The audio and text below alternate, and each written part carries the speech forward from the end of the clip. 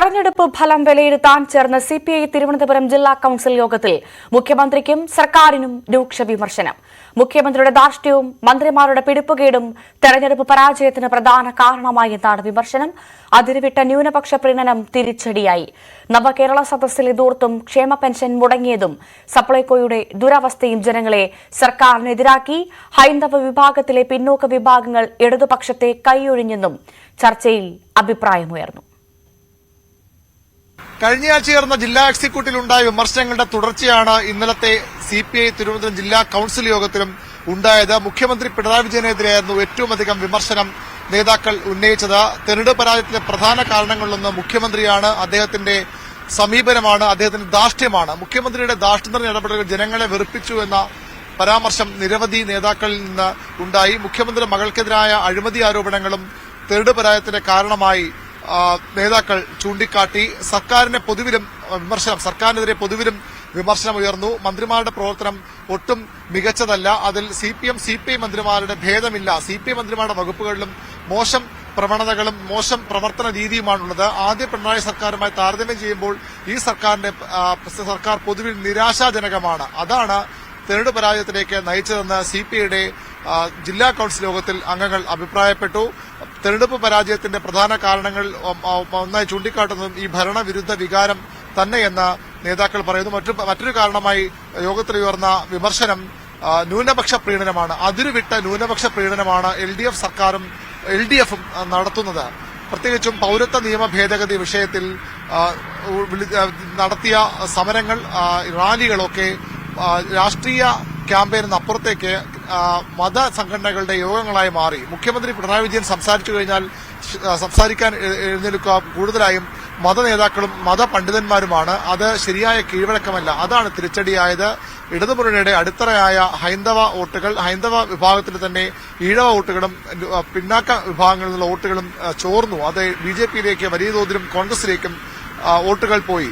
അവിടുന്നാണ് തെരഞ്ഞെടുപ്പ് പരാജയത്തിന് കാരണം. തിരുവനന്തപുരത്തടക്കം പാർട്ടി വളരെ പിന്നിൽ പോകാൻ കാരണം, മുന്നണി വളരെ പിന്നിൽ പോകാൻ കാരണം ന്യൂനപക്ഷ വോട്ടുകളും തീരദേശ മേഖലയിലെ വോട്ടുകളും പൂർണ്ണമായും യുഡിഎഫിലേക്ക് പോയതുകൊണ്ടാണെന്ന വിലയിരുത്തലും യോഗത്തിലുണ്ടായി. പി സുനീറിനെ രാജ്യസഭാ സ്ഥാനാർത്ഥിയാക്കിയതും ന്യൂനപക്ഷം എന്ന പരിഗണന വച്ചാണ്. അത് തെറ്റായ കീഴ്വഴക്കമാണെന്ന വിമർശനം സിപിഐ നേതൃത്വത്തിനെതിരെയും യോഗത്തിൽ ഉയർന്നു.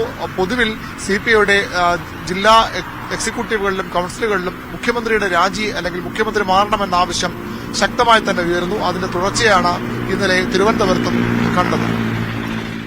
ലോക്സഭാ തെരഞ്ഞെടുപ്പ് തിരിച്ചടിയുടെ പശ്ചാത്തലത്തിൽ സർക്കാരിന്റെയും പാർട്ടിയുടെയും നയസമീപനത്തിൽ മാറ്റം വേണമെന്ന ആവശ്യം ശക്തമായിരിക്കെ 5 ദിവസം നീണ്ടുനിൽക്കുന്ന സിപിഎം നേതൃയോഗങ്ങൾക്ക് തുടക്കം. സംസ്ഥാന സെക്രട്ടേറിയറ്റ് നാളെയും തുടരും. തുടർന്ന് 3 ദിവസമാണ് സംസ്ഥാന കമ്മിറ്റി ചേരുന്നത്. ഭരണവിരുദ്ധ വികാരമല്ല തോൽവിക്ക് കാരണമെന്ന് മുഖ്യമന്ത്രി ആവർത്തിക്കുമ്പോഴും പാർട്ടി നേതൃത്വം അത് മുഖവിലക്കെടുക്കുന്നില്ല. ക്ഷേമ പെൻഷൻ മുടങ്ങിയതടക്കം ജനക്ഷേമ പ്രവർത്തനങ്ങൾ തടസ്സപ്പെട്ടതും ഭരണവിരുദ്ധ വികാരം ആഞ്ഞടിച്ചതും തോൽവിക്ക് കാരണമായെന്നാണ് വിലയിരുത്തൽ. കേന്ദ്ര നേതാക്കളും യോഗത്തിൽ പങ്കെടുക്കുന്നുണ്ട്. മോദി സർക്കാരിനെതിരായ ജനവികാരം കേരളത്തിൽ യുഡിഎഫിന് കോൺഗ്രസിന് തുണയായി എന്ന് മുഖ്യമന്ത്രി പറയുമ്പോഴും അതാണ് പരാജയത്തിന്റെ പ്രധാന കാരണമെന്ന് മുഖ്യമന്ത്രി അവകാശപ്പെടുമ്പോഴും അങ്ങനെയല്ല കാര്യങ്ങൾ. സർക്കാരിനെതിരായ ഭരണവിരുദ്ധ വികാരം കൂടി ഉണ്ട് എന്ന വിലയിരുത്തലാണ് സിപിഎമ്മിന്റെ സംസ്ഥാന സെക്രട്ടറി അടക്കമുള്ളവർക്ക് ഉള്ളത്. അദ്ദേഹം അത് പലപ്പോഴും പരോക്ഷമായി പല യോഗങ്ങളിലും പല പൊതുപരിപാടികളിലും വ്യക്തമാക്കുകയും ചെയ്തു. ആ വികാരം സംസ്ഥാന നേതൃയോഗങ്ങളിലും പ്രതിഫലിക്കുമോ എന്നാണ് അറിയേണ്ടത്. ഇന്ന് സംസ്ഥാന സെക്രട്ടേറിയറ്റ് യോഗമാണ് പുരോഗമിക്കുന്നത്. നാളെയും സെക്രട്ടേറിയറ്റ് തുടരും. 3 ദിവസം സംസ്ഥാന സമിതി യോഗം ചേരുന്നുണ്ട്. തെരഞ്ഞെടുപ്പ് പരാജയത്തിന്റെ കാര്യകാരണങ്ങൾ വിശദമായി പരിശോധിക്കും. ഇഴകീറി പരാജയ കാരണങ്ങൾ പരിശോധിക്കും. വലിയ തിരിച്ചടിയാണ് ഉണ്ടായത്, അത് എന്താണ് അതിന് കാരണം എന്ന എല്ലാ വശങ്ങളും പരിശോധിക്കുമെന്ന് സിപിഎം സംസ്ഥാന സെക്രട്ടറി വ്യക്തമാക്കുമ്പോൾ പാർലമെന്റ് മണ്ഡലം കമ്മിറ്റികളിലും ജില്ലാ കമ്മിറ്റികളിലുമൊക്കെ സമാന വികാരം ഉയർന്നു വരുമ്പോൾ കേന്ദ്രത്തിനെതിരായ ജനരോഷം മാത്രമല്ല, അല്ലെങ്കിൽ കേന്ദ്രത്തിൽ മോദി മാറണം എന്നൊരു വികാരം മാത്രമല്ല, കേരളത്തിൽ ഇത്രയധികം വലിയൊരു തിരിച്ചടി ആഘാതം ഇടതുമുന്നണിക്കുണ്ടാക്കിയതെന്ന വിലയിരുത്തൽ പല തലങ്ങളിലും ഉയരുമ്പോൾ സംസ്ഥാന നേതൃയോഗങ്ങളിലും അതേ വികാരം ഉയർന്നു വരുമോ? ഭരണവിരുദ്ധ വികാരമാണെങ്കിൽ അതിന് കാരണക്കാർ ആരാണ്? സ്വാഭാവികമായും സർക്കാരിന്റെ പ്രവർത്തനം മെച്ചപ്പെട്ടതല്ല, വളരെ മോശമെന്ന വിമർശനം പല കോണുകളിൽ നിന്ന് ഉയർന്നു വരുന്നു. പാർട്ടിക്കുള്ളിലും അത്തരം വിമർശനങ്ങളുണ്ട്. അത് സിപിഎമ്മിന്റെ സംസ്ഥാന നേതൃയോഗങ്ങളും ഉയർന്നു വരുമെങ്കിൽ സ്വാഭാവികമായും തുടർഭരണത്തിന്റെ അവകാശി മുഖ്യമന്ത്രി എന്ന വിലയിരുത്തിയ പാർട്ടി അങ്ങനെ അത്തരത്തിൽ ഈ തിരിച്ചടിയുടെ കാരണക്കാരനും അതിന്റെ ഉത്തരവാദി മുഖ്യമന്ത്രി എന്ന ചൂണ്ടിക്കാണിച്ച് പറയാൻ തയ്യാറാകുമോ എന്നാണ് അറിയേണ്ടത്. സ്വാഭാവികമായി മുഖ്യമന്ത്രി മാറണമെന്ന അഭിപ്രായം ഘടകകക്ഷികളുടെ നേതൃത്വം ഉണ്ടാകുന്നുണ്ടെങ്കിലും CPM അത്തരമൊരു നിലപാടിലേക്ക് പോകില്ല. പിണറായി വിജയനെ മാറ്റിക്കൊണ്ടൊരു തിരുത്തലിന് CPM തയ്യാറാകില്ല. പക്ഷേ മുഖ്യമന്ത്രി ശൈലി മാറ്റണം, സമീപനത്തിൽ തിരുത്തൽ വരുത്തണമെന്ന് ആഗ്രഹിക്കുന്നവർ CPM-നും വളരെ വലിയ ഒരു സംഖ്യയുണ്ട്. അത് നേതൃത്വങ്ങളിൽ ആ വികാരം പ്രതിഫലിക്കുമോ എന്നാണ് അറിയേണ്ടത്. കേന്ദ്ര നേതൃത്വവും വലിയ രീതിയിൽ സംസ്ഥാനത്തെ ഇപ്പോഴത്തെ തിരിച്ചുപോക്കിനെ ആശങ്കയോടുകൂടി കാണുന്നുണ്ട്. കേന്ദ്ര നേതാക്കളുടെ പ്രതികരണമെല്ലാം അതാണ് സൂചിപ്പിക്കുന്നത്. കേരളമില്ലെങ്കിൽ ഒരിടവുമില്ലാത്ത അവസ്ഥയിലേക്ക് CPM മാറിയിട്ടുണ്ട്. അതുകൊണ്ട് തന്നെ കേരളത്തിൽ തിരുത്തൽ അനിവാര്യമായ നിലപാട് കേന്ദ്ര നേതൃത്വം കൂടി സ്വീകരിച്ചാൽ ഒരുപക്ഷെ വലിയ രീതിയിലുള്ള തിരുത്തലിലേക്ക് സർക്കാർ പോകും, CPM പോകും. സർക്കാരിലും മാറ്റങ്ങളുണ്ടാകും. കെ രാധാകൃഷ്ണന് പകരം ഒരു മന്ത്രി വരുന്നതിനപ്പുറത്തേക്കുള്ള മാറ്റങ്ങൾ സർക്കാരിൽ ഉണ്ടായേക്കാം. സർക്കാരിന്റെ മുൻഗണനകൾ, സർക്കാരിന്റെ സമീപനങ്ങൾ, മുഖ്യമന്ത്രി അടക്കമുള്ള നേതാക്കളുടെ ജനങ്ങളുടെ ഇടപെടലുകളിലെ പ്രശ്നങ്ങളൊക്കെ പരിഹരിക്കാനുള്ള നടപടികളിലേക്ക് CPM കടന്നേക്കാം. ഏതായാലും ചർച്ചകളിൽ ഏതു തരത്തിലുള്ള വികാരം ഉയർന്നു വരും, താഴെത്തട്ടിലുള്ള വികാരം അതേപടി പ്രതിഫലിപ്പിക്കാൻ നേതാക്കൾ തയ്യാറാകുമോ, പ്രത്യേകിച്ച് മുഖ്യമന്ത്രിക്കെതിരെയുള്ള വിമർശനമൊക്കെ അതേ രീതിയിൽ പാർട്ടിക്കുള്ളിലുണ്ടാകുമോ എന്ന കാര്യമാണ് അറിയേണ്ടത്. ഏതായാലും 5 ദിവസങ്ങളിലായി ചേരുന്ന CPM-ന്റെ നേതൃയോഗങ്ങളിൽ ശക്തമായ വിമർശനങ്ങളും സ്വയം വിമർശനം ഉണ്ടാകുമെന്ന് തന്നെയാണ് നേതാക്കൾ സൂചിപ്പിക്കുന്നത്. അത് എത്രത്തോളം മുഖ്യമന്ത്രിക്കെതിരെ തിരിയും, മുഖ്യമന്ത്രിയുടെ പ്രവർത്തനം മാറ്റണമെന്ന ആവശ്യം ഉയരുമെന്നൊക്കെ കണ്ടുതന്നെ അറിയണം. ഏതായാലും ചരിത്രത്തിലില്ലാത്തൊരു തിരിച്ചടിയിലേക്ക് CPM പോകുമ്പോൾ അത് മറികടക്കാനുള്ള തന്ത്രങ്ങളും വഴികളുമാണ് ഈ നേതൃയോഗങ്ങളിൽ CPM തേടുന്നത്. ഏറ്റവും പ്രധാനപ്പെട്ട ഒരു പുതിയ വാർത്തയിലേക്ക് കടക്കുന്നു. കോയമ്പത്തൂരിൽ മലയാളികൾക്ക് നേരെ ആക്രമണം. പട്ടിമറ്റം സ്വദേശി അസ്ലം സിദ്ദിഖും സംഘവുമാണ് ആക്രമണത്തിനിരയായത്. വാഹനം ആക്രമിച്ചത് മുഖം മൂടി എത്തിയ സംഘമാണ്. നവമി ദിനേശ് വിവരങ്ങളുമായി ചേരും. നവമി, എന്താണ് സംഭവിച്ചത്? കോയമ്പത്തൂരിലാണ് ഈ മലയാളികൾക്ക് ആക്രമണം ഏറ്റതെന്ന് മനസ്സിലാക്കുന്നു. എന്തായിരുന്നു സംഭവം?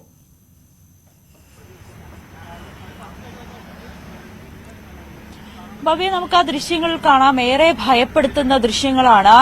4 യുവാക്കൾ സഞ്ചരിച്ച വാഹനത്തെ ഓവർടേക്ക് ചെയ്ത് കൊണ്ടുവന്നാണ് 15 മുഖംമൂടി ധരിച്ച യുവാക്കൾ ചേർന്ന് ആക്രമിക്കാൻ ശ്രമിക്കുന്നത്. കൊച്ചി സേലം ദേശീയപാതയിലായിരുന്നു ഈ സംഭവം ഉണ്ടായത്. വെള്ളിയാഴ്ച പുലർച്ചെയാണ് ഈ കോയമ്പത്തൂരിൽ നിന്നും കേരളത്തിലേക്ക് വരികയായിരുന്ന യുവാക്കൾ 4 പേരടങ്ങുന്ന സംഘം ഇവരുടെ കാറ് ഒരു ഇന്നോവ കാറുമായി തട്ടുന്നൊരു സാഹചര്യമുണ്ടായി. അതിനുശേഷം ഈ കാർ ഓവർടേക്ക് ചെയ്ത് വരുന്നത് കണ്ടു. ആ സമയം ഇവർ കരുതിയത് വണ്ടി തട്ടിയത് കൊണ്ട് അത് ചോദിക്കാൻ വരുന്നതായിരിക്കും എന്നുള്ള രീതിയിൽ ഓവർടേക്ക് ചെയ്ത് വന്നപ്പോൾ അവർ ആ വണ്ടി നിർത്തുകയും ചെയ്യും. ഇവർ ഓടിച്ചിരുന്ന വാഹനം നിർത്തിയിരുന്നു.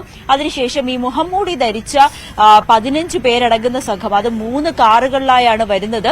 ഈ 15 പേരടങ്ങുന്ന സംഘം വാഹനത്തിൽ നിന്ന് ഇറങ്ങുകയും തങ്ങളുടെ കയ്യിലിരുന്ന ആയുധം വെച്ച് ഈ കാറിന്റെ ചില്ല് അടക്കം അടിച്ച് തകർക്കാനും ശ്രമിച്ചിട്ടുണ്ട്. പെട്ടെന്ന് തന്നെ ഈ യുവാക്കൾ, ഈ വാഹനം ഓടിച്ചിരുന്ന അസ്ലം സിദ്ദിഖി എന്ന യുവാവിന്റെ മനോധൈര്യം ഒന്നുകൊണ്ട് മാത്രമാണ് വലിയൊരു അപകടത്തിൽ നിന്നും അവർ രക്ഷപ്പെട്ടത്. വേഗം തന്നെ കാർ മുന്നോട്ടെടുത്ത് ദയവായി തുടരുക. നമുക്ക് ആ ദൃശ്യം ഒന്ന് കൃത്യമായി പ്രേക്ഷകരെ കാണിക്കേണ്ടതുണ്ട്. ആ ദൃശ്യങ്ങളിലേക്ക് അതിനുശേഷം നാം വിളിക്കാം.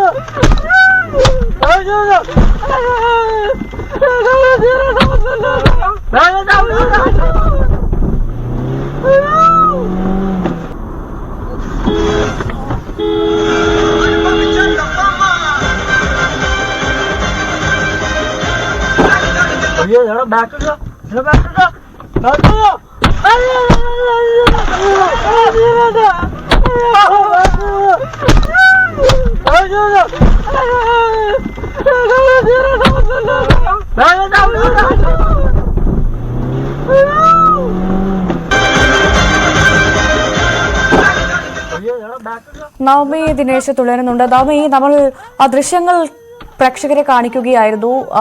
ഒരു സിനിമയിലൊക്കെ കാണുന്നത് പോലെയുള്ള സിനിമാ സ്റ്റൈൽ സ്റ്റണ്ടൊക്കെ അനുകരിക്കുന്നത് പോലെയുള്ള ഒരു ദൃശ്യങ്ങളാണ് നമുക്കിപ്പോൾ ലഭിച്ചത്. ഈ മലയാളി സംഘം കോയമ്പത്തൂരിൽ ജോലി ചെയ്യുന്നവരാണോ, അവർ അല്ലെങ്കിൽ കോയമ്പത്തൂരിൽ യാത്രയായി ബന്ധപ്പെട്ട് പോയതാണോ? എന്താണ് സംഭവിച്ചത്? അവരുമായി സംസാരിക്കാൻ സാധിച്ചിരുന്നു? ഭവ്യ, നമ്മളോടൊപ്പം ഇപ്പൊ അവരും ചേരുന്നുണ്ട്. എന്താണ് ശരിക്കും സംഭവിച്ചതെന്ന് അവരോട് തന്നെ ചോദിക്കാം. ഇതാണ് അസ്ലം വാഹനം ഓടിച്ചിരുന്നത്. അസ്ലം വളരെ ഒരു സിനിമാറ്റിക് സ്റ്റൈല് പോലെ ചേസ് ചെയ്ത് വരുന്നു, ആയുധങ്ങളൊക്കെ ആയിട്ട് ആക്രമിക്കാൻ ശ്രമിക്കുന്നു. അസ്ലമിന്റെ മനോധൈര്യം ഒന്നുകൊണ്ട് മാത്രമാണ് വലിയ അപകടത്തിൽ നിന്ന് നിങ്ങൾ സുഹൃത്തുക്കൾ രക്ഷപ്പെട്ടത്. എന്താണ് അന്ന് സംഭവിച്ചത്?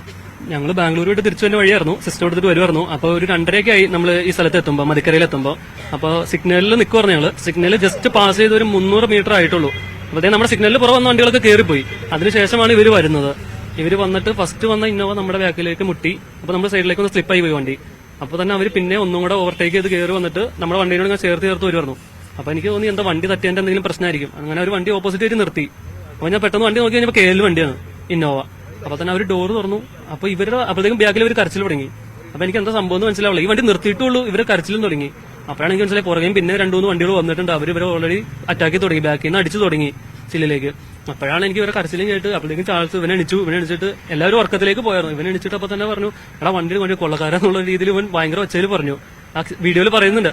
അപ്പൊ തന്നെ ഞാൻ വണ്ടി റിവേഴ്സ് ചെയ്തു. അപ്പോഴാണ് ഈ ഫ്രണ്ടിൽ നിന്ന് ഇറങ്ങണവനെ കാണുന്നത്. അവൻ ഫുള്ള് മാസ്ക് ഇട്ട്, ഫുള്ള് ഗ്ലൗസും കാലില് ഗ്ലൗസും മറ്റേതൊക്കെ ഇട്ട്. അപ്പൊ വണ്ടിയുടെ ഉള്ളിൽ നിന്ന് അവനിങ്ങനെ കാണിക്കുന്നത് സ്റ്റിക്ക് എടുക്കാൻ പറഞ്ഞ് മറ്റേ ഇതൊക്കെ എടുത്ത് വരുന്നുണ്ട്. പിന്നെ ഓടിച്ചോണ്ടിരുന്ന ആളാണ്. പിന്നെ കയറി മാസ്ക് ഒന്നും വെക്കാണ്ട് പുള്ളിയുടെ ഫുള്ള് ഫേസ് നല്ലോണം കാണാം. പുള്ളി വന്നിട്ട് ഇങ്ങനെ വരുമ്പോഴത്തേക്ക് ഞാൻ വണ്ടി റിവേഴ്സ് എടുത്ത് നേരെ ബാക്കിലേക്ക് എടുത്ത് ആ ബാക്കിൽ കിടക്കുന്ന എത്തിയോസിലേക്ക് ഇടിച്ച് ആ വണ്ടി നീക്കിച്ചു. എന്നിട്ട് പിന്നെ ഫസ്റ്റ് ഇട്ട് നേരെ ഫ്രണ്ടിൽ ഇവർ നിൽക്കണമെന്ന് ഞാൻ നോക്കിയില്ല. ഫ്രണ്ടിൽ നേരെ എടുത്തപ്പോൾ ഇവരെ 2 ഡോർ ഇങ്ങനെ തുറന്നെടുക്കുമായിരുന്നു. അത് കാരണം റോഡ് കാണാൻ പറ്റുന്നില്ല. അപ്പൊ ഞാൻ നേരെ ഡോർ 2 ഇടിച്ച് പൊളിച്ച് നേരെ ഫ്രണ്ടിലേക്ക് പോയി. അപ്പോഴാണ് ഈ ഫ്രണ്ടിൽ നിന്നപ്പോഴാണ് ടോള് കാണുന്നത്. അതുണ്ടെന്ന് ഓർത്ത് പോയതല്ല, എന്തൊക്കെയാ ആളുകളെ കാണുമ്പോൾ നിർത്താന്നുള്ള രീതിയിലാണ് പോയത്. അപ്പൊ തന്നെ ടോള് കണ്ടു പാടാൻ നിർത്തി. പോലീസുകാർ 2 പേര് അവിടെ നിൽക്കുന്നുണ്ടായി ഇപ്പോൾ ടോളില്. അപ്പൊ അവരുടെ അടുത്ത് സംസാരിച്ച് ഇങ്ങനെ കാര്യങ്ങളൊക്കെ പറഞ്ഞു. അവർ വണ്ടി നമ്പർ എത്രയാന്നൊക്കെ ചോദിച്ചു. അപ്പൊ ഞാൻ ഓർക്കണില്ല, KL എന്ന് പറഞ്ഞു, KL വണ്ടിയെന്ന് പറഞ്ഞു. അപ്പൊ അവര് ട്രാഫിക്കിലേക്കൊക്കെ വിളിച്ചു പറയുന്നുണ്ടായി. അപ്പോഴാണ് ഞാൻ പറഞ്ഞത്, സാറ് CCTV ക്യാമറ ഉണ്ട് വണ്ടിയിൽ നിന്ന്. അപ്പോഴാണ് എനിക്ക് കത്തിയത്. അപ്പൊ ഞാൻ പറഞ്ഞു, ക്യാമറ ഉണ്ട്. അപ്പൊ തന്നെ അവരെല്ലാവരും വന്നു പിടിയിൽ നിന്ന് എടുക്കെന്ന് പറഞ്ഞ് നമുക്കപ്പോ തന്നെ നമ്പറും കാര്യങ്ങളൊക്കെ കിട്ടി. അപ്പൊ തന്നെ അവർ അന്വേഷിക്കൽ തുടങ്ങി അവിടെ. എന്നിട്ട് അവർ നമ്മളെ അപ്പൊ തന്നെ സ്റ്റേഷനിലേക്ക് കൊണ്ടുപോയി. കൊണ്ടിട്ട് അവിടെ ഇരുന്നോ 8 മണിക്ക് ഇനി SI വരുള്ളൂ, FIR രജിസ്റ്റർ ചെയ്യണമെന്നൊക്കെ പറഞ്ഞ് അവിടെ ഇരുത്തി.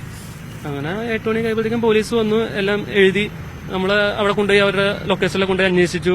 വണ്ടി വന്ന സ്ഥലം മുട്ടിയ സ്ഥലത്തൊക്കെ വന്ന് അവര് നോക്കി, എല്ലാം നോട്ട് ചെയ്ത് ഒരു 3 മണി 4 മണി വരെയൊക്കെ നമുക്ക് അവിടെ നിൽക്കേണ്ടി വന്നു സ്റ്റേഷനിൽ. അത് കഴിഞ്ഞപ്പോഴാണ് തിരിച്ച് ഞങ്ങളോട് ഇങ്ങനെ പൊക്കോ എന്ന് പറഞ്ഞ് അവർ നമ്മുടെ വീഡിയോ എല്ലാവരും CD-യിലൊക്കെ ആക്കി. അപ്പം വീഡിയോ നമ്മൾ ആരോട് ഷെയർ ചെയ്തെന്ന് അവർ പറഞ്ഞിട്ടുണ്ടായി. അപ്പൊ ഞാൻ പറഞ്ഞാൽ ഷെയർ ചെയ്യില്ല, അന്വേഷിക്കണമല്ലോ. അപ്പൊ നമ്മൾ ഇന്നലെ അങ്ങനെ തിരിച്ച് വെള്ളിയാഴ്ച വൈകിട്ട് ഒരു 8 മണി 9 മണി രാത്രി ഇവിടെ ഞങ്ങൾ ബസ്സിനേറിയ വന്നേ ഇവിടെ വന്നത്. CP-യും എല്ലാം കൈപിടിച്ചുകൊണ്ട് വന്നു. ഇവിടെ വന്ന് ഞങ്ങൾ ഇറങ്ങി. അപ്പൊ എന്റെ അച്ഛൻ ഞങ്ങളെ വിളിക്കാൻ, എനിക്ക് സ്വന്തമായിട്ട് അഡ്വർടൈസിംഗിന്റെ പരിപാടിയാണ്. അപ്പൊ അവിടത്തേക്ക് സിസ്റ്റർ ഞാനിപ്പോ തുടങ്ങി, ജസ്റ്റ് 1 മാസം തുടങ്ങി എല്ലാം ഒന്ന് സെറ്റാക്കി വരുമായിരുന്നു. അപ്പൊ അങ്ങോട്ട് സിസ്റ്റർ എടുത്തതാണ് ഇപ്പൊ ഇത്. അപ്പൊ എടുത്ത് ഞങ്ങളപ്പോ കല്ലൂരെന്ന് ഇറങ്ങി. അപ്പൊ ഇവിടെ അച്ഛൻ വിളിക്കാൻ വന്നു. അപ്പൊ ഞങ്ങൾ നേരെ അതൊക്കെ കൊണ്ടുപോയി വെച്ച് ഇങ്ങനെ ഇരുന്ന്. അപ്പൊ ഞാൻ അവിടെ പോലീസിനെ തന്നെ വിളിച്ചു. അവിടെ SIനെ വിളിച്ചിട്ട് ചോദിച്ചു എന്തെങ്കിലും അപ്ഡേഷൻ ഉണ്ടോ എന്ന് ചോദിച്ചു. ഇല്ല, ഒന്നും ആയിട്ടില്ല, അന്വേഷിക്കാമെന്ന് പറഞ്ഞു.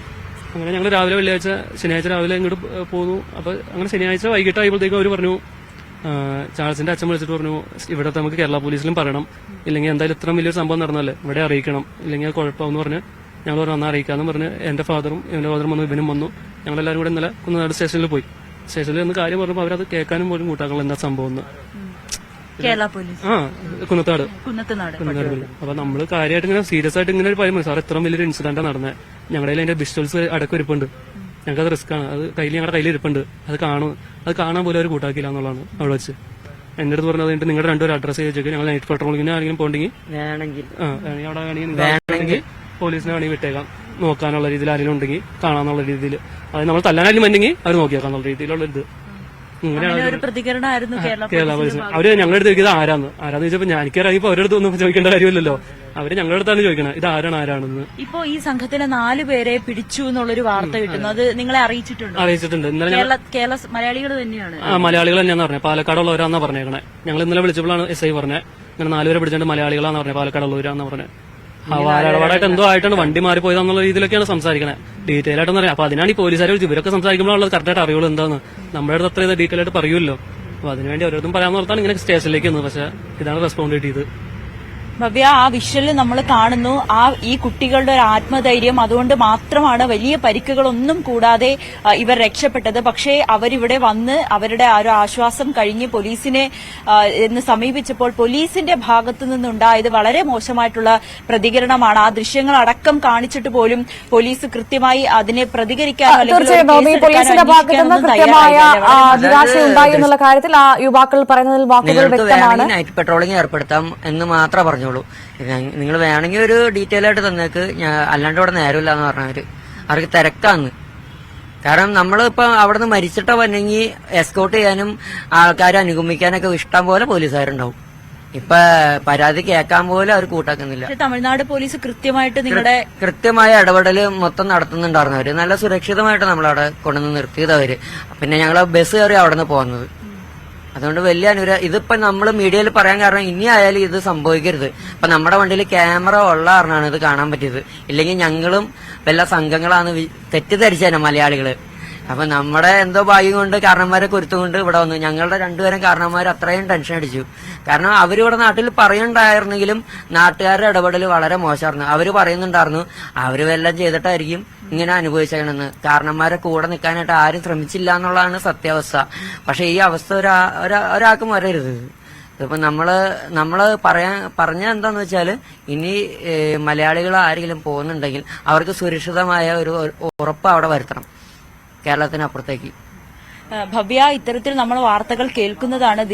ദൂര യാത്രയ്ക്ക് പോകുമ്പോൾ ഇത്തരത്തിൽ പല രീതിയിലും അപകടങ്ങൾ സംഭവിക്കുന്നത് സ്വാഭാവികമായി നമ്മൾ കേൾക്കുന്ന വാർത്തയാണ്. പക്ഷേ ഈ ദൃശ്യങ്ങൾ കാണുമ്പോൾ അത്രമാത്രം ഭയപ്പെടുത്തുന്ന ആ യുവാക്കൾ കിടന്ന് നിലവിളിക്കുന്നത് തന്നെ നമുക്ക് ആ ദൃശ്യങ്ങൾ കേൾക്കാൻ കഴിയും. എന്തായാലും ഈ സുഹൃത്തുക്കളുടെ മനോധൈര്യം കൊണ്ട് മാത്രമാണ് ഇവർ വലിയൊരു അപകടത്തിൽ നിന്നും രക്ഷപ്പെട്ടത്. പക്ഷേ രക്ഷപ്പെട്ട് തിരിച്ചു വന്നപ്പോൾ കേരള പോലീസിന്റെ ഭാഗത്തു നിന്നും വളരെ മോശമായിട്ടുള്ള രീതിയിൽ പ്രതികരണം അവർക്ക് ലഭിച്ചതും. എന്തായാലും 4 പേരെയാണ് പോലീസ് ഇപ്പോൾ കസ്റ്റഡിയിൽ എടുത്തിട്ടുള്ളത്. ഈ 4 പേരും മലയാളികൾ തന്നെയാണ്, പാലക്കാട് സ്വദേശികളാണ്. ഇനി ആള് മാറി ഇവരെ ഈ പറയുന്ന പോലെ വല്ല കള്ളപ്പണോ ഹവാലയോ അങ്ങനെ ഏതെങ്കിലും തരത്തിലുള്ളൊരു ഇടപെടൽ ഇതിലുണ്ടോ എന്നും കൂടി നമുക്ക് സംശയിക്കണം. ഈ യുവാക്കളാണെന്ന് തെറ്റിദ്ധരിച്ചുകൊണ്ടാണോ ഇങ്ങനെ ചേസ് ചെയ്ത് ആക്രമിക്കാൻ ശ്രമിച്ചതെന്നൊക്കെ കണ്ടെത്തേണ്ടതുണ്ട്. അതെന്തായാലും പോലീസാണ് കണ്ടെത്തേണ്ടത്. എന്തായാലും വളരെ ഭയപ്പെടുത്തുന്ന ദൃശ്യങ്ങൾ തന്നെയാണ്.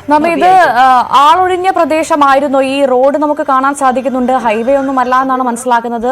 അത്ര വ്യക്തമല്ല ദൃശ്യം. എന്നാൽ പോലും ഇതൊരു ചെറിയ ആളൊഴിഞ്ഞ പ്രദേശത്തു നിന്നായിരുന്നു ഈ ആക്രമണം എന്ന് മനസ്സിലാക്കണം, അല്ലേ?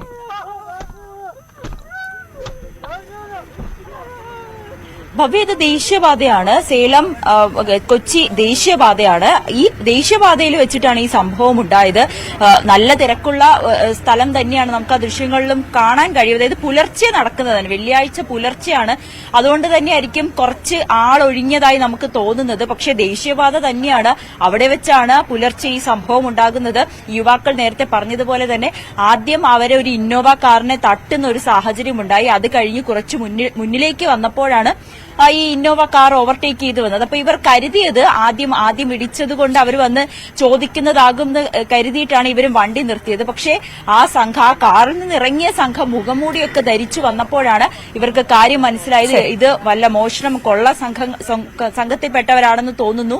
വണ്ടി എടുക്കുന്ന ഡ്രൈവർ ആയിരുന്ന അസ്ലമിനോട് പറഞ്ഞതുകൊണ്ടാണ് ആ യുവാവ് വേഗം തന്നെ വണ്ടി എടുത്തത്. അതുകൊണ്ട് തന്നെയാണ് ഇവർ രക്ഷപ്പെട്ടത്. പിന്നെ അടുത്തുള്ള ടോൾ ജംഗ്ഷൻ കഴിഞ്ഞ് അടുത്ത് കോയമ്പത്തൂർ പോലീസ് നിൽക്കുന്നുണ്ടായിരുന്നു. പോലീസിനോട് ഈ വിവരം പറഞ്ഞു. പിന്നീട് ഈ ഇവരുടെ കാറിലുണ്ടായിരുന്ന ക്യാമറയിലെ ദൃശ്യങ്ങളടക്കം പോലീസിനെ കാണിച്ചപ്പോഴാണ് ഈ വിഷയം എത്രമാത്രം ഗൌരവമുള്ള വിഷയമാണ്. കേരള പോലീസിന്റെ ഭാഗത്തുനിന്ന് നിരുത്തരവാദപരമായ പെരുമാറ്റമുണ്ടായെന്നാണ് യുവാക്കൾ പറയുന്നത്. എന്തായാലും കോയമ്പത്തൂരിൽ മലയാളികൾക്ക് നേരെ ആക്രമണം ഉണ്ടായി എന്നുള്ള വിവരമാണ് പുറത്തുവരുന്നത്. ദിനേശാണ് വാർത്തയുടെ വിശദാംശങ്ങൾ പങ്കുവച്ചത്.